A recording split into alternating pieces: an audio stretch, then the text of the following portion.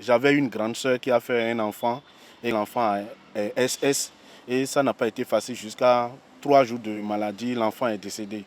Avant de dire oui, un autre rendez-vous s'impose, celui de la connaissance de son statut drépanocytaire. Lorsque je suis jeune et que j'ai envie de me mettre en couple et que j'ai un projet de procréation, je fais assez rapidement mon électrophorèse de l'hémoglobine pour connaître mon statut, connaître le statut de mon conjoint et à deux, nous nous rendons chez un professionnel de la santé pour savoir si nous sommes compatibles.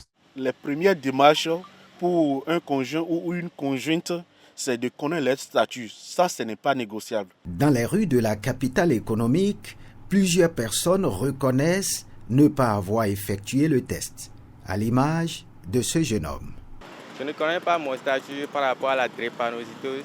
Toutefois, à l'occasion du mois de juin consacré à la lutte contre la drépanocytose, il promet de franchir le pas. Je compte aller faire le test dans ce mois qui est dédié au test gratuit. Conscients des ravages de cette pathologie héréditaire, certains n'hésitent plus à prodiguer des conseils aux plus jeunes afin qu'ils intègrent ce réflexe dans leur projet de vie. Le test est très très important pour savoir avec qui je peux me mettre dans le couple, avoir des enfants et avoir des enfants sains. Ça doit être notre réflexion, à ça nous devons passer. Il faut prévenir et prévenir veut dire aller faire le diagnostic très tôt, le diagnostic préventif, c'est ça qu'ils appellent dépistage.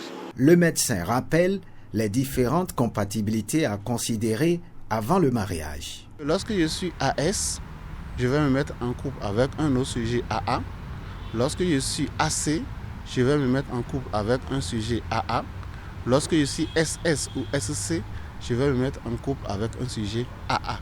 Le fait que mon partenaire soit AA protège nos enfants et évite la drépanocytose à nos enfants. Au-delà d'un simple examen médical, la connaissance de son statut drépanocytaire s'impose comme un acte d'amour et de prévention.